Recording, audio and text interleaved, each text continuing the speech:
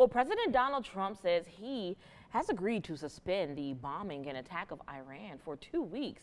He has threatened to destroy Iran if it did not open the Strait of Hormuz. NBC's Chris Pallone has details.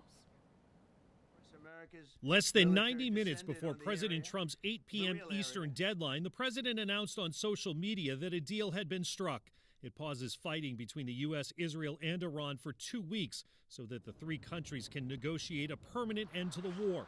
The president deciding he would not follow through on threats to attack Iran's infrastructure like power plants and bridges as long as Iran agrees to the complete, immediate, and safe opening of the Strait of Hormuz. President Trump just yesterday. Every power plant in Iran will be out of business, burning, exploding, and never to be used again.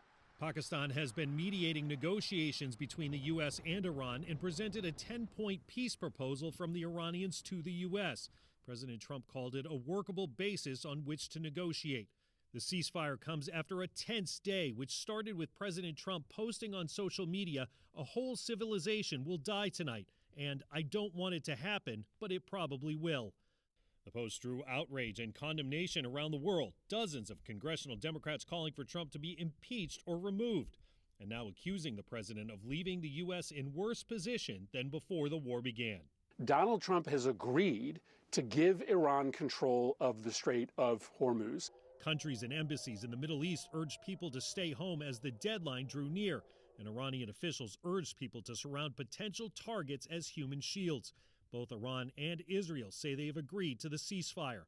Iran's foreign affairs minister posting on X, "For a period of 2 weeks, safe passage through the Strait of Hormuz will be possible." Stock futures surged on the news, and the price of oil quickly dropped to around $100 a barrel. Chris Pallone, NBC News.